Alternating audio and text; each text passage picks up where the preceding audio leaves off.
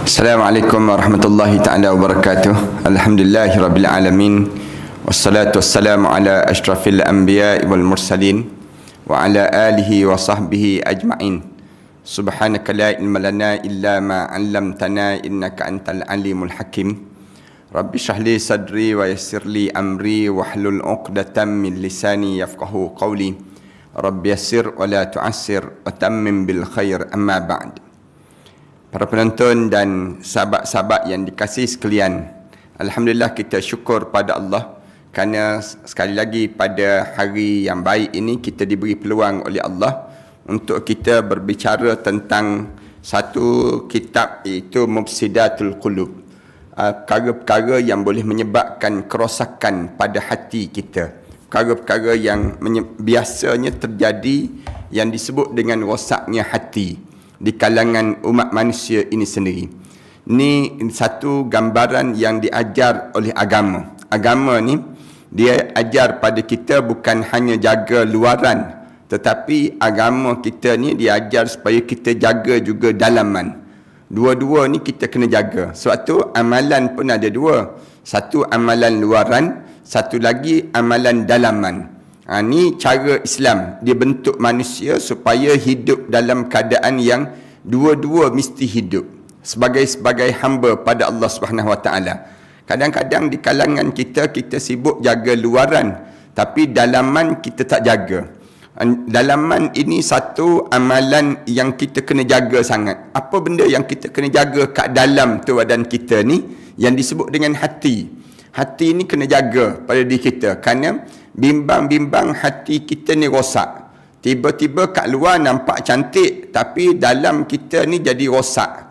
Rosak ni kerana apa dia rosaknya? Kerana kita membiarkan kerosakan. Kerosakan itu terjadi dengan beberapa sebab. Dalam perbincangan kitab Mufsidatul Qulub ini, di antara dalam kitab Mufsidatul Qulub yang dikarang oleh Muhammad Saleh Munjid ini, dia telah senaraikan tentang mengenai beberapa perkara yang boleh menyebabkan rosaknya hati manusia. Hati-hati yang dalam hati kita ni rosak disebabkan apa dia? Berdasar pada Al-Quran, berdasar pada hadis Rasulullah sallallahu alaihi wasallam. Salah satu perkara yang boleh menyebabkan kerosakan yang awal, masih lagi dalam perbincangan awal kita ni, ialah kita bermewah-mewahan. Islam diajar hidup kita ni jangan bermewah-mewahan. Kalau kita bermewah-mewahan, dia akan jadi kesan dia ialah kepada hati seseorang. Hati kita ni akan jadi rosak. Yang bagaimana kita akan jadi rosak? Bila kita bermewah-mewahan dalam hidup kita ni. Dia sebutlah kesan dia akan terjadi banyak. Dalam Al-Quran Karim, dia sebut orang ni golongan atraf dipanggil. Orang yang melampau. Hidup dalam keadaan yang dianya melampaui yang disebut dengan garisan agama. Islam dia suruh makan, tapi jangan berlebih-lebihan. Islam dia suruh tidur, tapi jangan berlebih-lebihan. Islam dia suruh pada diri kita ni bergembira, tapi tak boleh berlebih-lebihan. Ni dipanggil dalam hidup kita ni, kita kena kawal diri kita. Dia kena ada batasan. Dia tak boleh melampaui. Islam dia suruh pada diri kita ni untuk kitanya berpakaian, tapi tak boleh berlebih-lebihan. Berlebih-lebihan tu ialah bermewah-mewahan. Tu cara yang dilarang dalam hidup kita ni. Bila kamu bermewah-mewahan dalam hidup kamu, menyebabkan rosak hati kamu. Hati ni akan jadi rosak. Sebab tu Islam diajar supaya kita hidup ni dalam keadaan yang di antara yang disebut dengan kehidupan kita ni, supaya kita dalam keadaan yang sentiasa terjaga pada diri kita ini. Terjaga pada diri kita ni, jangan sampai peringkat kita melampaui dalam hidup kita. Supaya apa dia? Bila kita boleh jaga yang disebut dengan badan kita ini, maka hati kita ni pun akan selamat. Hati kita ni akan sentiasa bersih. Dalam tajuk yang kita nak bincangkan ini, walaupun sepatutnya kitanya sebut tentang mengenai adakah kekayaan dan kemewahan itu saling berkait, tetapi dijawab dalam bahasa yang ringkasnya, tuan kitab kita ni disebut tak berkait. Dia kata kaya dengan kemewahan, kerana ada orang kaya yang boleh kawal diri, tapi ada orang yang dianya orang miskin, tapi dia sebut biar apa-apa asal bergaya. Ni Ni yang diistilahkan di kalangan orang-orang yang bermewah-mewahan.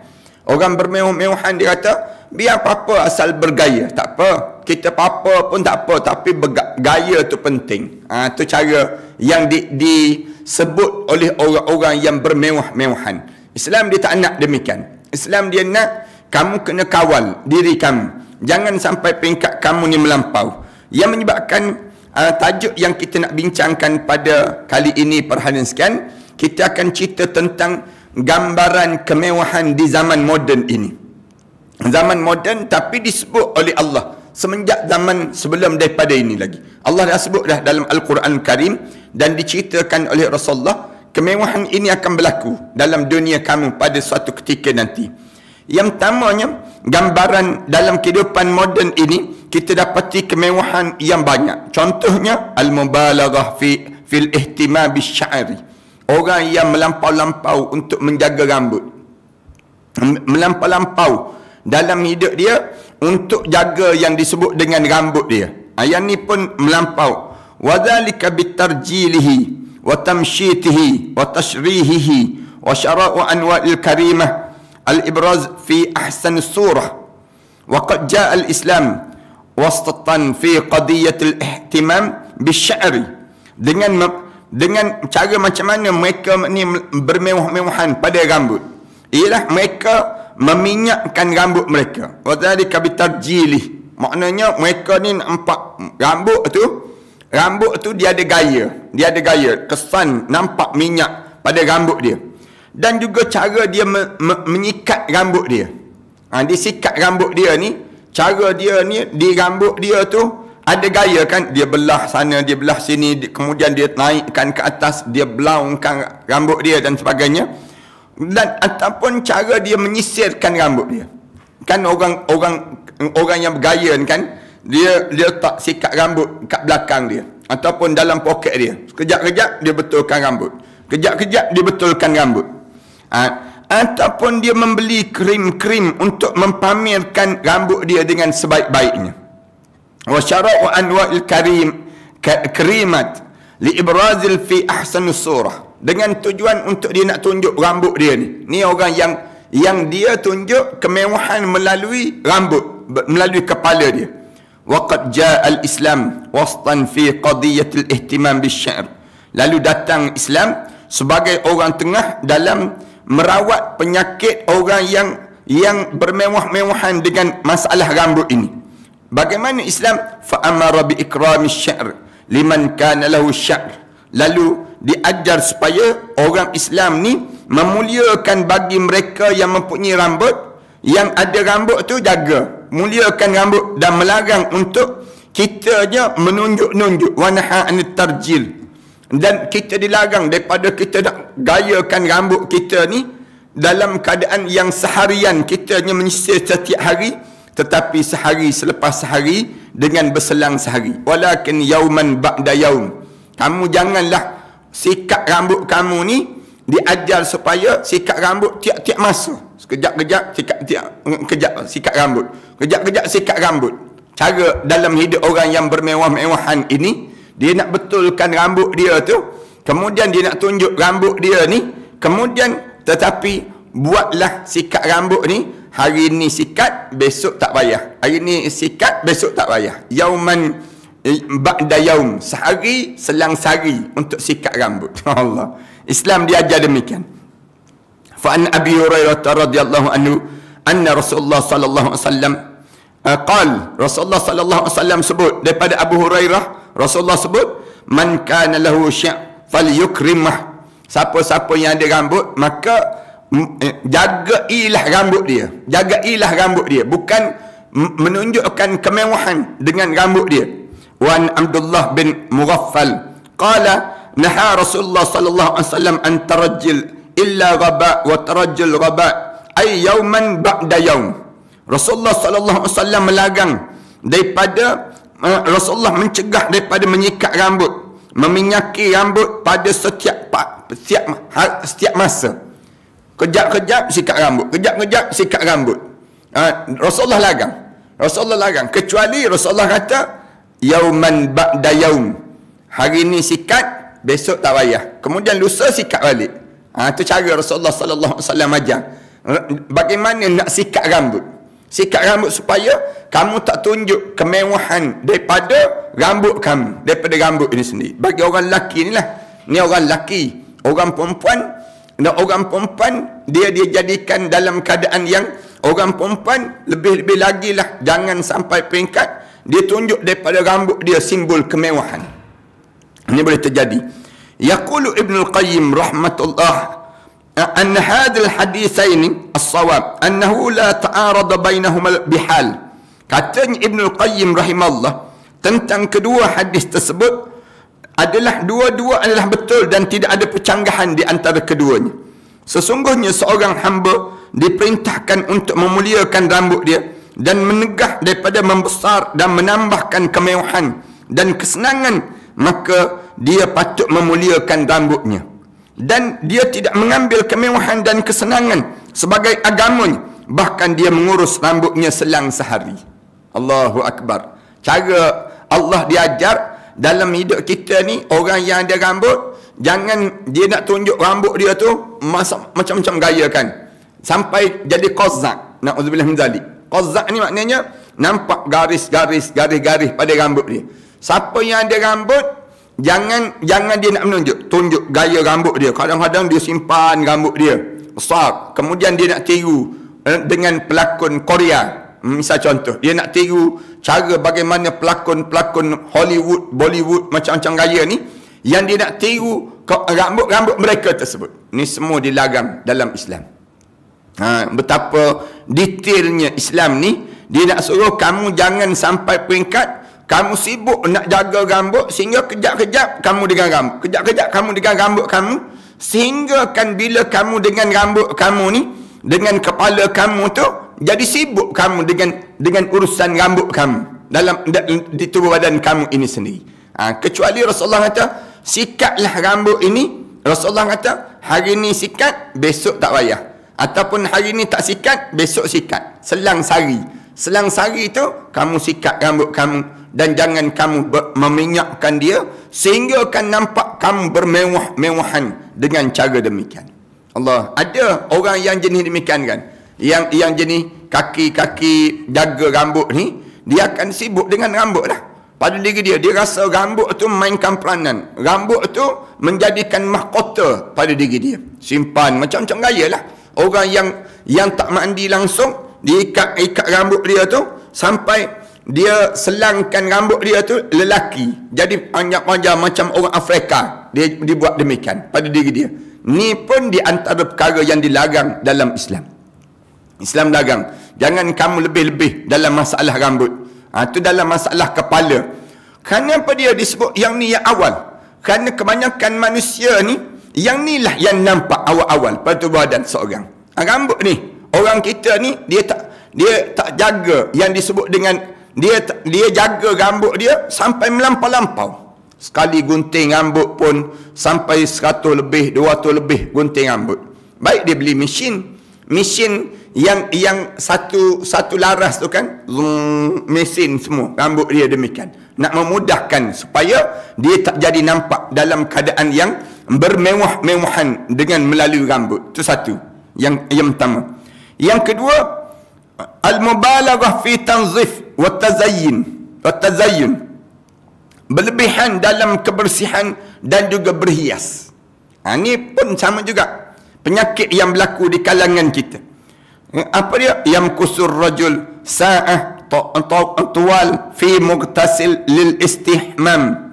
Seorang lelaki yang menghabiskan waktu berjam-jam dalam bilik mandi, untuk dia mandi. Dan setengah di kalangan, dan ada di antara mereka yang menjadikan pelbagai jenis minyak wangi di kalangan mereka, buih sabun dan pelbagai bentuk kemewahan moden yang sebelumnya tidak diketahui. Masuk bilik air je dah berjam-jam dalam bilik air. Untuk apa dia? Dia melampau sangat dalam nak jaga tu badan dia ni. Dalam bilik air tu cermin tu keliling, cermin depan belakang, cermin bilik air. Kemudian alat-alat macam-macam gaya, alat untuk nak membersihkan diri dia. Ini bahaya ni, orang yang kena penyakit ni. Penyakit yang melampau, yang menyebabkan rosak apa dia? Daripada rambut, daripada badan, dia rosak apa dia? Rosak hati. Rosak hati dia. Kerana apa dia? Kerana dia melampau dalam nak jaga kebersihan dan juga melampau dalam berhias. Betul, Islam dia mengajak manusia ni supaya dalam keadaan bersih, kemas. Tapi bahkan Allah mengarahkan perkara demikian. Islam suruh kita ni bersih, kemas, bukan Islam larang. Firman Allah Ta'ala dalam Al-Quran, ya bani Adam khudhu zinatukum inda kulli masjidin. Wahai anak Adam, kamu hendaklah berpakaian yang indah, berhias setiap kali mana kamu ke masjid mengerjakan solat. Bila kamu nak pergi ke masjid, kamu diajar supaya dalam keadaan indah dan berhias. Tapi ianya dikaitkan tanpa pembaziran. Islam ni ajar supaya kita ni, kalau kita nak berhias pun jangan kita membazir. Ni dia panggil minyak wangi kan, dalam bilik air tu macam-macam jenama. Satu minyak wangi harga lebih kurang 300, 400, ataupun ada yang 1000 lebih minyak wangi, harga minyak wangi. Membazir dia, bermewah-mewahan. Cuba tengok orang-orang yang dia kaya raya dalam hidup dia, yang di mana dia harta benda banyak, dia melampaui, dia bermewah-mewahan dalam hidup dia. Dalam bilik air dia tu, kita tengok macam-macam gaya alat solat, yang alat-alat yang dia nak menghias diri dia, yang menyebabkan dia melampau-lampau, tetapi dikaitkan dengan pembaziran berlebihan dan bermewah-mewahan dalam hidup dia ni, melampau-lampau. Berkata Ibnu Abi Birru yang ceritakan, yaqulu Ibnu Abdul Bar, tuzayyin wa tanzif mubahun ma lam yakun israfan. Berhias dan kebersihan itu diboleh selagi mana tidak melampau, tidak berlebih-lebihan.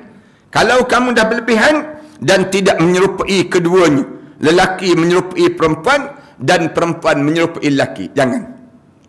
Bila kalau sekiranya kamu ni dalam hidup kamu dah mula melampau-lampau dengan cara kamu daripada lelaki, tapi kamu hias diri kamu jadi perempuan. Bila kamu hias cara demikian, Islam larang. Islam larang, dia panggil demikian. Demikian juga orang perempuan hias tubuh badan dia jadi lelaki, jadi nampak rupa dia jadi rupa lelaki, dosa. Dia jadi demikian. Sebab tu Islam sebut bahawa asal nak pergi kepada yang disebut nak jadi pondan, orang yang nak memondankan diri dia ni, nak menjadikan diri dia ni soflan ni, dia datang daripada mana? Dia banyak duit. Bila banyak harta benda, dia bermewah-mewahan, dia beli alat-alat makeup, kemudian dia mengubah diri dia, menjadikan daripada lelaki menjadi perempuan, perempuan menjadi lelaki. Allahu Akbar. Islam larang, dipanggil demikian. Bukanlah satu kemewahan bagi seorang lelaki yang mencuci dan membersihkan dan menggunakan bawan-bawan dan sejenisnya agar tubuh badan dia bersih. Bukan itu bermewah-mewahan kalau sekadar nak buang kekotoran tubuh badan kita. Dan tidak memudaratkan dengan baunya. Bau itu tidak memudarat, baik di masjid maupun di tempat lain. Tetapi kemewahan adalah berlebih-lebihan, yang bila kamu berlebih saja daripada kamu berhias dalam bilik air itu, dalam kamu nak membersihkan tubuh badan kamu ni, maka kamu dah bermewah-mewahan. Itu kena jaga pada diri kitanya. Kena ada had dan ada batasan. Ni sampai duduk dalam bilik air sampai setengah jam, sejam dalam bilik air. Buat apa dalam bilik air? Nak bersihkan ni lah jerawat yang tumbuh ni. Tumbuh jerawat sebiji je, jerawat yang tumbuh, tapi cari alat sapu, kemudian gosok, kemudian macam-macam gaya lagi. Ataupun nak tidur malam tu, sebelum nak tidur malam sejam dalam bilik air. Ni nak muka ni nak tampal timun, tembikai, nak tampal buah petola, macam-macam gaya ni nak tampal dekat muka ni. Orang yang jenis demikian dah melampau kamu. Islam larang, jangan berlebih-lebihan dalam hidup kamu demikian.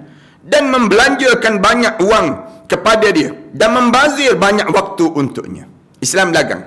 Jangan sampai kita habis duit beli alat-alat yang disebut dengan alat-alat makeup ataupun alat-alat solat, kemudian sampai kita membazir waktu semata-mata nak supaya apa dia, muka kita ni yang nak suruh whitening dipanggil, nak suruh jadi putih, mancar putih. Bukan cara demikian. Islam dia tak ajar cara untuk kita lakukan dalam keadaan yang sedemikian rupa ini sendiri. Ni orang-orang kita ni dia berlebih-lebihan dalam perkara demikian. Ni gambaran bagaimana jahatnya yang disebut dengan kemewahan yang menyebabkan rosak apa dia? Rosak kepada hati seseorang. Lama-lama rosak hati. Yang ketiga, gambaran kemewahan di zaman moden yang dibenci oleh agama ni apa dia? Melampau dalam membeli pelbagai jenis pakaian berjenama antarabangsa dengan harga yang mahal-mahal. Harga yang dalam keadaan khayaliyah. Sibuk kitanya nak beli malabis, pakaian-pakaian ataupun yang jenis pakaian berjenama ni yang alamiah dengan harga-harga yang tak masuk akal dipanggil. Ini pun penyakit bermewah-mewahan. Orang kita beli seluar jin. Jin pun tak pakai seluar tu, senang cerita. Tapi dia beli seluar jin harga berapa? 20,000, 23,000 seluar jin. Hilang akal orang panggil. Bandel je. Benda yang bandel.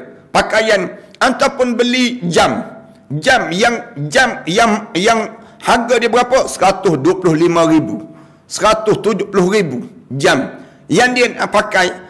Sama tak dengan jam yang harga RM5 dengan masa dia tu? Sama tak? Sama je, tak ada beza pun. Tapi oleh kerana dia ni dia ditimpa dengan penyakit dalam hati dia, penyakit apa dia? Bermewah-mewahan. Sibuk nak berlebihan dalam membeli pelbagai jenis pakaian ataupun jenis jenama-jenama antarabangsa dengan harga yang tak logik akal langsung yang dalam hidup mereka. Satu ketika dahulu, seorang lelaki hanya memiliki satu pakaian. Sekiranya dia ingin mencuci dan membersih, dia terpaksa tinggal di rumahnya sehingga keluarganya selesai membersihkan dan mengering. Ini kana rajul qabla muddah labisa bil ba'idah la yamliku illa thawban wahidan. Zaman-zaman sebelum daripada ni, nak sebutnya sebelum daripada ininya, zaman orang dahulu pakai pakaian selai je. Dia tak boleh nak keluar rumah. Kalau dah dicuci pakaian tu, kena gantung. Dia duduk dalam rumah bogel, begitulah dia. Bogel seorang-seorang je dalam bilik dia sehingga kering pakaian, barulah boleh untuk dia nak keluar daripada rumah dia. Dan dia tak boleh keluar selagi pakaian dia tu dalam keadaan basah. Ni nak sebutnya zaman dahulu. Wa an'amallahu 'alan nas, dan Allah memberkati orang-orang itu. Dan fa asbaha shakhsun yamliku thawbain. Akhirnya orang tu lepas pada dapat ada selai pakaian, Allah tambah 2 helai pakaian. Dan ditambah lagi pakaian yang ketiga. Bahkan Allah tambah lagi sampai 10. Siapa tu? Kita lah, kita. Kita ni kan asal datang telanjang bogel kan? Asal datang. Kemudian waktu mana keluar-keluar tu telanjang bogel, orang pun bagi pakaian selai. Ada pakaian yang pertama. Untuk diri kita, kita mula memakai pakaian di atas dunia ini. Dan tidak ada salahnya semua itu. Kemudian bertambah jadi 2, jadi 3, jadi 10 pakaian kita. Sekarang bukan 10. Sekarang dah ada satu almari pakaian kita saja. Dipanggil demikian. Kemudian, dan tidak ada salah dengan semua itu selagi berada dalam had yang diketahui dan biasa, tidak lari daripada kebiasaan. Islam tak larang kalau memang keperluan kamu sekadar itu, pakaian kamu, tak ada masalah. Sebahagian orang tidak memakai kecuali daripada pakaian syarikat tertentu berdasar kehendak mereka sendiri. Dia meminta syarikat itu secara peribadi agar mereka dapat membezakan pakaian mereka dengan yang lain. Ada orang pakai pakaian uniform je dalam hidup dia. Uniform yang dia pakai itu, yang tu je lah untuk nak bezakan dengan pekerja-pekerja lain. Sekiranya ini bukan intipati kemewahan, fa illam yakun hadha huwa at-taraf bi'ainih, fama huwa at-taraf, maka apa itu kemewahan, bermewah-mewahan? Kita diperintahkan untuk berpakaian dengan pakaian yang baik menunjukkan nikmat yang Allah kurniakan pada kita. Habis itu, bermewah-mewahan ni, sekadar dengan nikmat yang Allah bagi pada kamu, sesuai dengan diri kamu, itulah untuk diri kamu. Itu cara yang tidak bermewah-mewahan. Allah bagi pada diri kamu apa dia? Allah bagi pada diri kamu harta sebanyak RM10,000. Misal contohnya. Kamu gunakan RM10,000 tadi untuk mentaati perintah Allah. Itu tanda kamu tidak bermewah-mewahan. Tapi kamu ada duit ada RM10,000, tapi kamu belanjakan dengan kadar RM100,000. Itu bermewah-mewahan. Kamu tak sampai pun, kamu rela untuk nak berhutang. Kamu rela untuk kamu melampaui. Lebih daripada itu. Itu dilarang dalam Islam. Tapi dalam keadaan kesederhanaan dan diajar supaya dalam keadaan kita bersederhana dalam kita berpakaian ini. Daripada Abdullah bin Mas'ud, Nabi sallallahu alaihi wasallam, la yadkhulul jannah man kana fi qalbihi mithqala dzarratin min kibr. Rasulullah kata, tak akan masuk dalam syurga bagi siapa-siapa yang dalam hati dia walaupun sebesar zarrah, dalam hati dia perasaan al-kibr, rasa sombong dalam hati dia. Qala ar-rajul, lalu ada seorang lelaki tanya Rasulullah sallallahu alaihi wasallam. Seorang lelaki ni tanya Rasulullah sallallahu alaihi wasallam. Dia tanya apa dia? Inna ar-rajul yuhibbu an yakuna thawbuhu hasanan wa na'lahu hasanah. Lalu ada seorang lelaki tanya Rasulullah, ya Rasulullah, ada seorang itu dia suka sangat pakaian dia cantik, kasut dia cantik. Lalu Rasulullah jawab, innallaha jamilun yuhibbul jamal. Allah itu cantik dan Allah itu suka sangat dengan kecantikan. Al-kibru batrul haq wa ghamtul nas. Rasulullah kata, sombong-sombong ni dia menutup kebenaran dan dia tak dengar kata-kata, ataupun al-kibru ni dia meremehkan manusia, dia memandang lekeh pada manusia yang lain. Itu sombong. Sombong ni bila kamu dah mula kamu tak sama dengan kebenaran, maknanya pada diri kamu, kemudian pada masa yang sama juga kamu memandang orang lain tu remeh, tak ada nilai di kalangan kamu. Dia jadi demikian. Qala Abul Farj Ibn al-Jawzi, kana salaf yalbisuna thiyaban mutawassit. Al-Faraj Ibn al-Jawzi berkata, orang-orang yang terdahulu mereka memakai pakaian yang sederhana, tidak terlampau tinggi ataupun tak terlampau rendah, dan mereka memilih yang terbaik daripada pakaian mereka untuk hari Jumaat dan hari raya Aidilfitri untuk pertemuan dengan persaudaraan di kalangan mereka. Ini orang-orang zaman dahulu lah. Orang zaman dahulu, kalau mereka pakai harian ni, mereka tidak bermewah-mewahan. Kemudian mereka tak menunjuk-nunjuk. Tak tunjuk dalam Facebook ke, tak menunjuk. Ni kereta saya, ni pakaian saya, ni itu saya. Dia tak jenis demikian. Orang yang demikian. Dan pilihan terbaik tidak buruk bagi mereka. Mereka memilih yang baik. Seterusnya pakaian yang dipakai oleh pemiliknya itu termasuk untuk mempamerkan sifat zuhud dan perhambaan diri kepada Allah Subhanahu wa taala.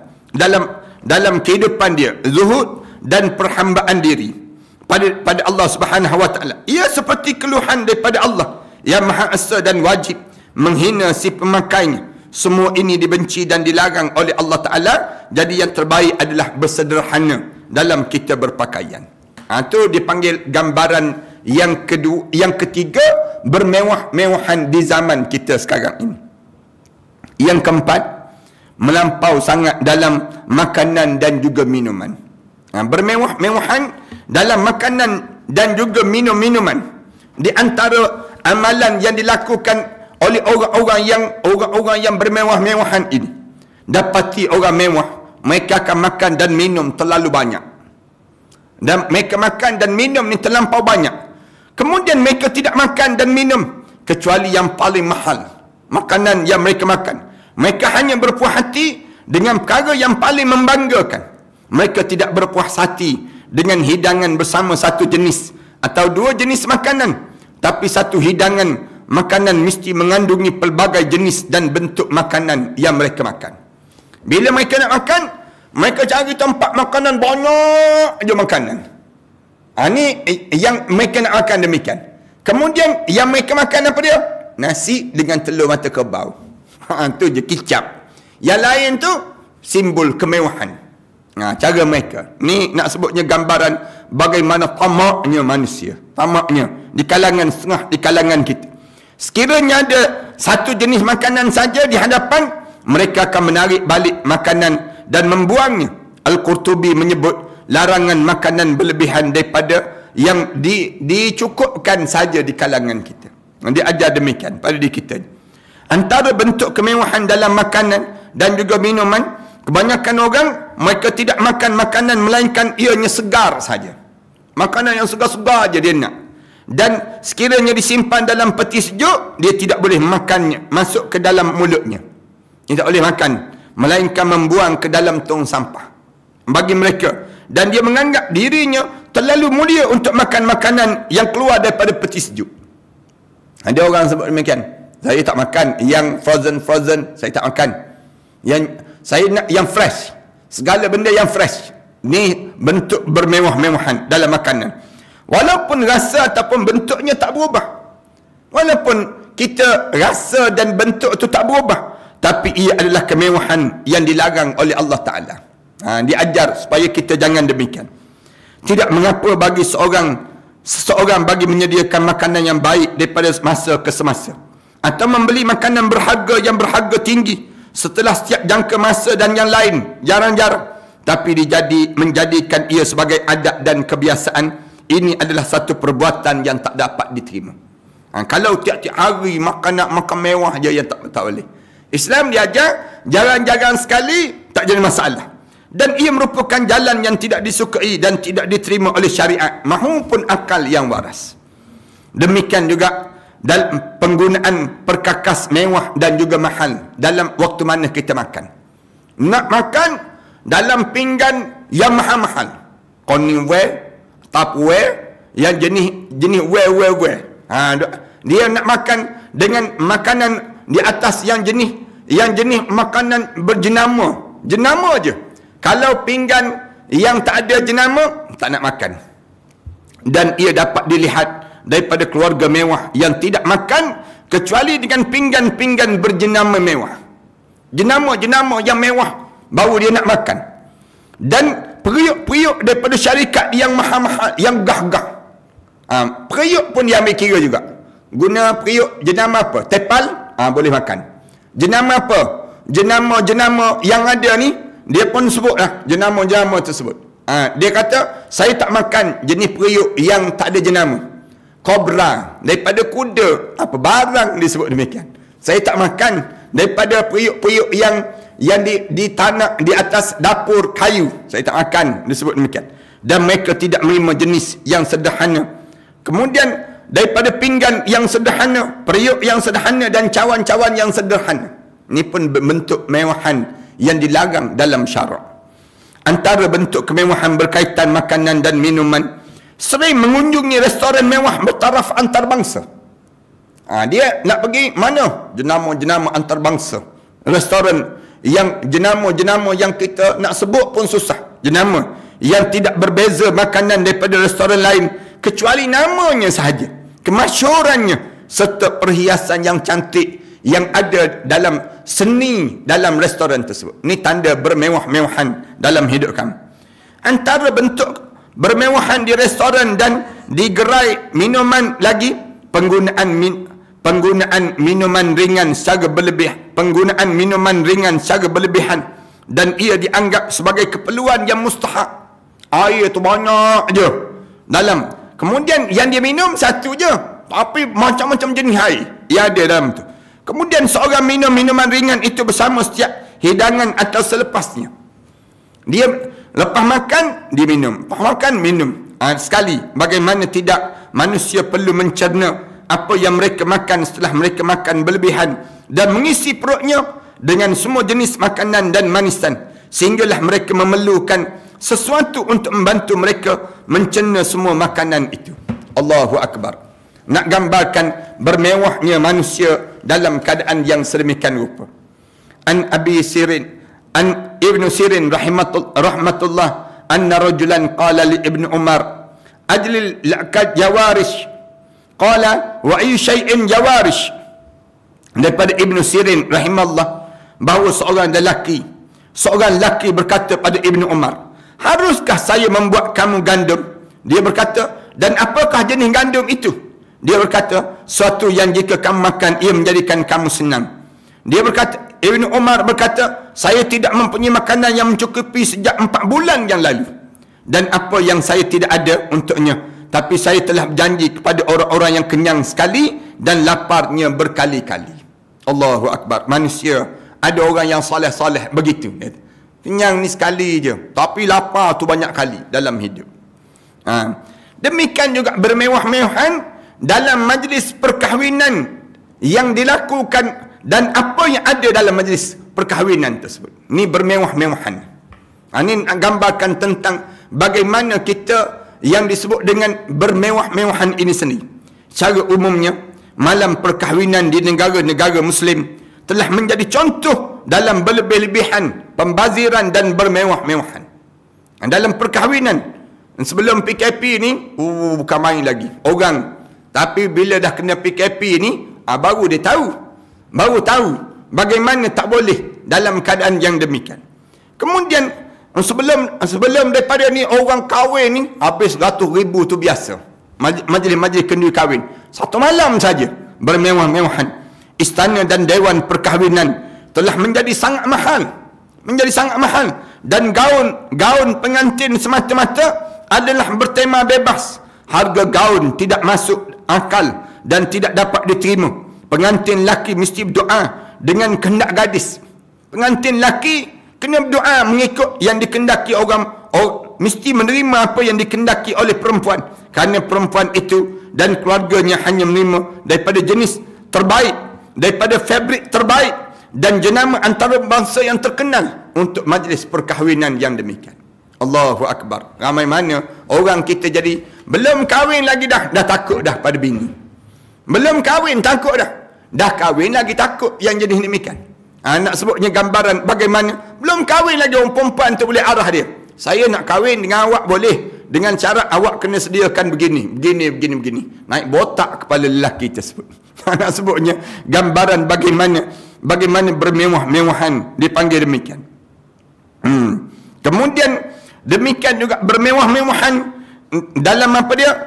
Dalam telefon bimbit, aksesori dan nombor talian ini sendiri pun sama juga bermewah-mewahan. Dalam dunia moden kita sekarang ni, al-jawalat wa iksur wa arqa maha, di mana orang yang bermewah dengan telefon berjenama wurtu jenama telefon 100,000 lebih harga handphone tersebut.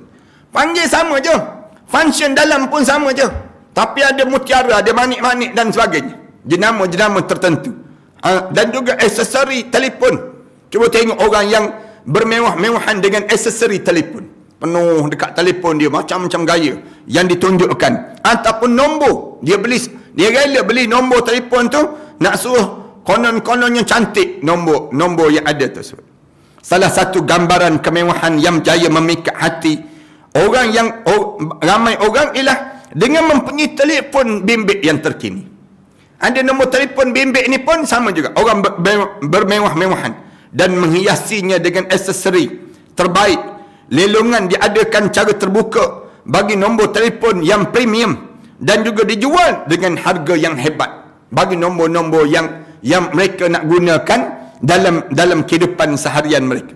Demikian juga bermewah-mewahan dengan kereta, hiasan dan nombor plate kenderaan. Sama juga. Rela beli. Berhiasan, bermewah-mewahan. Antara gambaran kemewahan yang tersebar dalam masyarakat kita adalah memperolehi jenis kereta-kereta yang terbaru. Dalam hidup dia nak kepada kereta-kereta yang jenis terbaru ini sendiri. Keluar je jenama terbaru, dia beli. Keluar je jenama terbaru, dia beli. Dan memperbaharuinya pada setiap tahun. Sentiasa perbaharui kereta ni tiap-tiap tahun, kereta-kereta baru. Dan juga membayar jumlah yang tinggi untuk mendapatkan plate number yang terkenal. Dia rela bayar. Untuk number tu saja berapa? 500,000, 200,000 sampai 1 juta ada orang beli. Nombor saja, untuk nombor saja. Lelongan plate kereta tersebut terkenal juga diadakan di satu bandar besar, dan berjuta-juta dibelanjakan dalam lelongan ini saja. Allahu Akbar.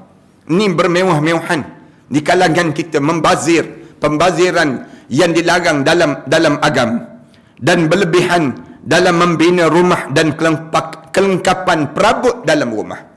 Ini pun sama juga. Bila ada rumah, yang beli rumah, dia memewahkan rumah dia. Dia modify, dia cari jalan untuk dia nak renovate rumah dia. Dia cari jalan untuk nak melengkap, padahal rumah tu dah baru dah. Tapi dia nak cantikkan lagi, membina rumah dan membeli kelengkapan perabot. Banyak keluarga menukar perabot secara berkala dan berterusan. Ramai mana keluarga setengah di kalangan orang ni tukar perabot ni tiap-tiap tahun tukar. Nak raya je tukar. Langsir dan sebagainya. Kemudian setengah keluarga menukarnya setiap 6 bulan. Yang lebih-lebih sangat, setiap 6 bulan tukar sekali. 6 bulan tukar sekali. Dan sebahagian setiap tahun. Dan sebahagian lagi setiap 3 ataupun 5 tahun sekali. Allahu Akbar. Ini nak sebut bergantung pada kemampuan keuangan setiap keluarga lah, mengenai penyempurnaan menghias kediaman dan mengisi dengan segala jenis kemewahan. Maka tidak ada yang salah dengan itu. Mereka membawa semua jenis perhiasan dan hiasan daripada dalam dan luar. Orang-orang yang pakar dalam ini membayar mereka untuk menghasilkan dekorasi bilik mandi menjadi mewah, seolah-olah majlis dihiasi dengan marmar, dengan mozaik-mozaik, dan juga kaca yang berwarna dan tidak berwarna yang dihiasi dalam rumah masing-masing. Itu menunjukkan bagaimana kemewahan di kalangan mereka tersebut. Ini gambaran kemewahan yang sering terjadi di kalangan masyarakat kita pada hari ini. Saya gunakan daripada kitab ni, Mufsidatul Qulub, yang disebut dengan perkara yang boleh menyebabkan berpenyakitnya hati seseorang. Antara benda yang boleh menyakitkan hati seseorang ni, yang disebut dengan apa dia? Bermewah-mewahan. Antara yang kita sebut tadi, bermewah-mewahan tadilah gambaran yang berlaku dalam dunia kita ini sendiri. Dan insya-Allah kita sambung pada perbincangan yang akan datang nanti. Ialah bermewah ni dalam dunia kita sekarang ni apa dia? InsyaAllah kita akan sambung lagi dalam perbincangan yang akan datang nanti insya-Allah. Aku qouli hadza astaghfirullah li wa lakum. Wassalamualaikum warahmatullahi taala wabarakatuh.